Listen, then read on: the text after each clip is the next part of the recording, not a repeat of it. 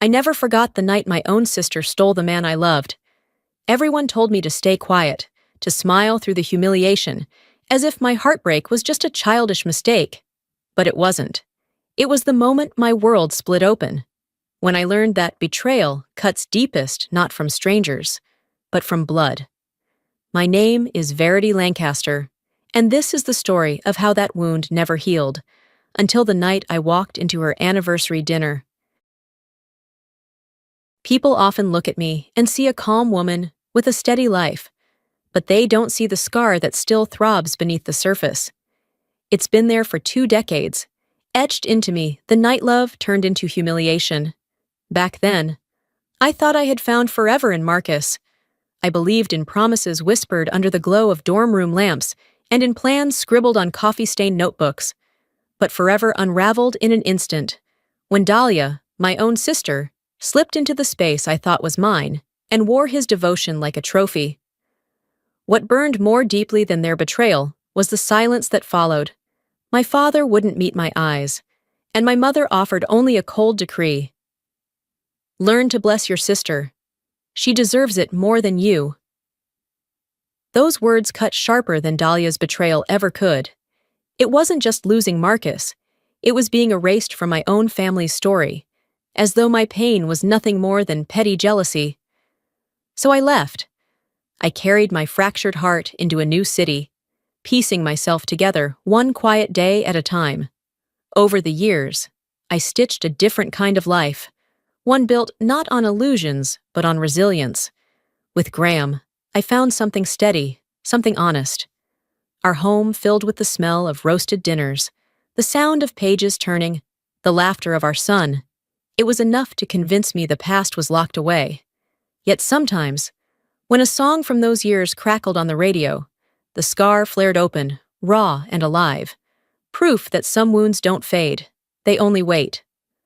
One May afternoon, I came home from work to find a thick, cream-colored envelope waiting on the kitchen table. Its polished lettering caught the light, and the names printed in bold made my breath snag in my chest. Dahlia and Marcus.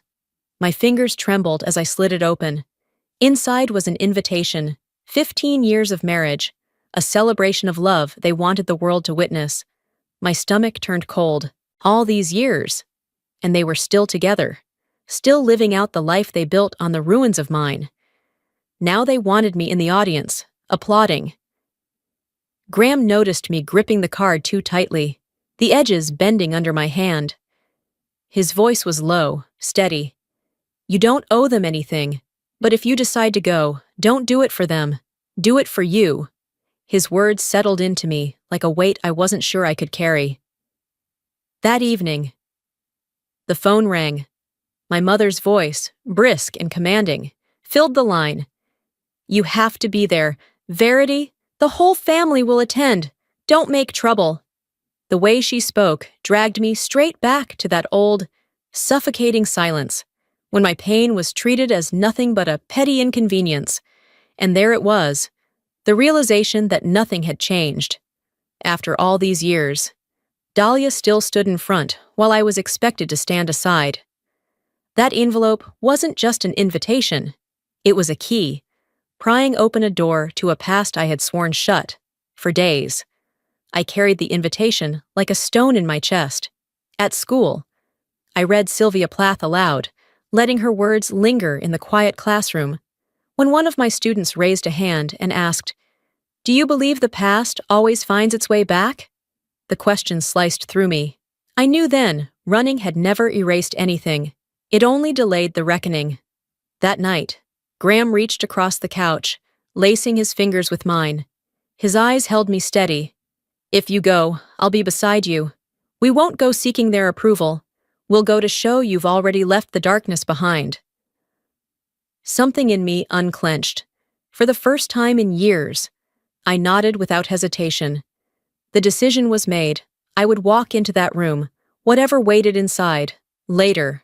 As I was about to turn out the light, my phone buzzed. A message from a number I hadn't seen in years. Heard you're coming back. Marcus isn't happy, not really, but Dahlia will never admit it.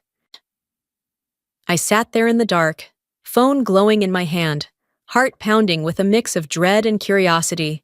Maybe their perfect facade wasn't unshakable after all. Maybe the cracks were already there, waiting for me to see them. The hotel in downtown Charleston blazed with light, chandeliers spilling gold across a hall dressed in white roses and crystal. Graham's hand pressed gently against the small of my back as we walked in, but it didn't stop the whispers that rippled through the crowd. "Isn't that Verity? The one Marcus left behind all those years ago?" My lungs tightened, and I drew a long breath, steadying myself against the weight of their eyes. Then Dahlia emerged, radiant in a scarlet gown that caught every flash of light, a diamond necklace resting like armor across her collarbone. She pulled Marcus to her side, smiling at me with triumph flickering behind her lips, as though parading proof that the prize was still hers.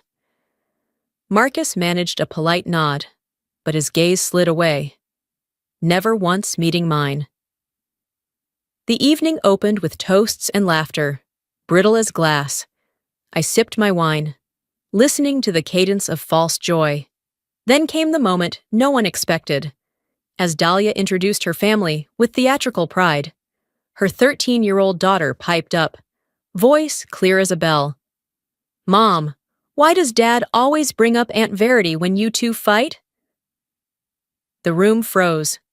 Marcus flushed crimson. Dahlia forced a laugh that rang hollow, and I sat rigid, every muscle locked. Murmurs broke out, a tide of curiosity spreading through the crowd. The air grew dense, heavy, pressing down on every breath. And in that instant, I knew this night would not dissolve quietly into champagne and polite applause. The party pressed on, but unease clung to the air like smoke. Dahlia seized the microphone, her voice syrupy sweet, each word sharpened like glass. Funny how some people once thought Marcus was their destiny, but fate, of course, had other plans. Laughter rippled across a few tables, thin and cruel. Heat surged into my cheeks, but Graham's hand rested firmly on my shoulder, his quiet anchor holding me still. Then a whisper brushed my ear. A man seated nearby, an old friend of Marcus's, leaned closer. "You do know, don't you? Dahlia and Marcus started sneaking around before he ever left you." My pulse spiked. The suspicion I'd carried for years suddenly hardened into truth, delivered not by rumor, but by someone who had seen it unfold. Dahlia paraded her glittering diamond ring, boasting of 15 years of unshakable love, while Marcus sat silent, eyes cast downward, as if he couldn't bear to look at anyone. Beneath the polished surface, I sensed cracks widening, a facade stretched too thin. She raised her glass, her eyes locking onto mine with deliberate malice. "Some wounds never heal, not unless you learn to forgive. Otherwise, they become ugly scars." Heads turned toward me, waiting for a reaction. I lifted my glass with a faint, cool smile, saying nothing. But inside, a quiet vow burned bright. I would not let my story be twisted again, not tonight, not ever. The anniversary toasts began with glittering smiles and polished laughter. Dahlia took center stage, her scarlet gown shimmering beneath the chandeliers as she raised her glass high. Her voice carried a sweetness that was razor-sharp beneath the surface. "Isn't it fascinating how life delivers each of us exactly where we belong? Some loves seem eternal, but they're really just preludes to the ending we were meant to find." The audience chuckled, heads turning subtly toward me, as if I were the punchline of her story. My skin prickled, nerves pulled taut like wires ready to snap. I swallowed hard, pressing my nails into the stem of my glass to anchor myself. Then Graham rose slowly from his chair. His tone was calm, but steel cut through every word. "Fate doesn't make choices. People do, and betrayal is never destiny. Tonight is as good a night as any to remember that." The room stilled. The laughter drained away like water down a cracked floorboard. Dahlia's smile stiffened, her eyes flashing with panic before she forced another grin. From the far side of the hall, an older man stood, stooped with age, but his voice rang clear, a longtime friend of my late father. He lifted his glass, gaze fixed on Dahlia. "I saw what happened. You and Marcus began long before he left Verity. Your father would not have wanted my silence to last forever. Gasps spread like wildfire. Dahlia's painted mask faltered. She stammered, forcing a brittle laugh. You must be mistaken. But the tremor in her voice betrayed her. The grand facade she had built for years had cracked wide open. The weight of the silence pressed down until Dahlia shattered it with a shriek. You always make yourself the victim. Verity! Everyone's exhausted by you. Her voice ricocheted off the chandeliers, jagged and raw, destroying the polished image she'd fought to project. Marcus shifted beside her, face flushed crimson from too much wine. His hands trembled as he set his glass on the table with a dull clink. He stared at the floor, then at me, before his voice cracked open. Dahlia, stop. I never stopped comparing you to Verity. Not once. Not ever. The air vanished from the room. Every guest froze, eyes swinging between us as if we stood on trial. Dahlia's body stiffened, her hand clawed at his arm, desperate, frantic. Don't say another word, she screamed, her desperation exposing far more than her silence ever could. I looked at Marcus then, but I no longer saw the boy who had once promised me forever. I saw a man aged by regret, shackled to his own mistakes, trapped in a life built on betrayal. And in that moment, clarity struck. The power in this room didn't belong to Dahlia, with her venom, or Marcus, with his confession. It belonged to me, the one who had survived it all. Every pair of eyes was waiting, breath held, for what I would say next. I knew the moment of reckoning was no longer far. It was standing at the edge of my lips. The room hung heavy in silence after Marcus's confession, as if every guest had been turned to stone. Dahlia shrieked, clawing at his arm, begging him to sit back down, her voice high and cracked, a banshee's wail tearing through the air. The more she pulled, the clearer the picture became, her mask of perfection crumbling for all to see. I drew a long breath, steadying the quiver in my chest, and rose. The soles of my shoes clicked softly against the marble floor as I walked into the center of the hall. Every gaze followed me. The chandeliers glared above, but I no longer felt small beneath them. My voice came out even, sharp as a blade. For 20 years, I kept quiet. I stayed silent when my sister stole the man I loved. I stayed silent when my parents told me to bless her instead of mourning what I lost. I stayed silent when I was turned into a joke, but tonight, I will not be silent. The crowd rippled with murmurs, but I pressed forward, unflinching. I told them the truth they had never heard, how Dahlia and Marcus crept behind my back, how my pleas were ignored, how my family smothered me beneath their indifference until I had no choice but to leave. I didn't shout, didn't cry. Each word I laid down was measured, precise, heavy enough to split the floor beneath Dahlia's pedestal. Across the room, heads began to tilt, whispers rising like a tide. I caught sight of several guests, old friends of my family, shaking their heads, murmuring to one another. So it was true, all this time. Their eyes, once so quick to judge me, now slid toward Dahlia with quiet condemnation. And then I saw her daughter. The girl's wide eyes brimmed with tears, her lip trembling as she stared between her parents. That innocent face, now shattered by the weight of revelation, pierced me deeper than Dahlia's venom ever could. For the first time in 2 decades, I didn't feel like prey under their laughter. I wasn't the discarded sister, the humiliated daughter. I was the one holding the truth, the one who could no longer be erased, and in that moment, I understood. I wasn't just surviving the story they had written for me. I was rewriting it. The hall that only moments ago had echoed with laughter, and the clinking of glasses now sat hollow, stripped bare of its glitter. The music had died, the chatter silenced, as if the chandeliers themselves had dimmed under the weight of revelation. Dahlia collapsed into her chair, her face drained of its color. The triumphant sheen in her eyes was gone, replaced by a vacant panic. She reached for Marcus's arm, but he pulled slightly away, his head bowed, refusing to look at anyone. My mother's lips trembled as if she wanted to speak, but no words came. Her eyes darted between Dahlia and me, caught between denial and the truth now staring her down. For the first time in my life, she had no command to give, no rebuke to lash out. She sat frozen, mute. I didn't need to say more. The truth, once spoken, has a life of its own. It seeped into every corner of that ballroom, filled every silence, and forced every eye to see clearly what they had once ignored. And then Graham rose. He walked to my side with deliberate calm, his hand finding mine. The warmth of his grip steadied me as he lifted his voice, clear and resonant, carrying through the stunned stillness. This is the strongest woman I know, and I am proud to call her my wife. The words fell like a verdict. From a corner of the room, the first clap rang out, hesitant, but firm. It didn't come from my family, but from one of Dahlia's closest friends, a woman who had always basked in her glow.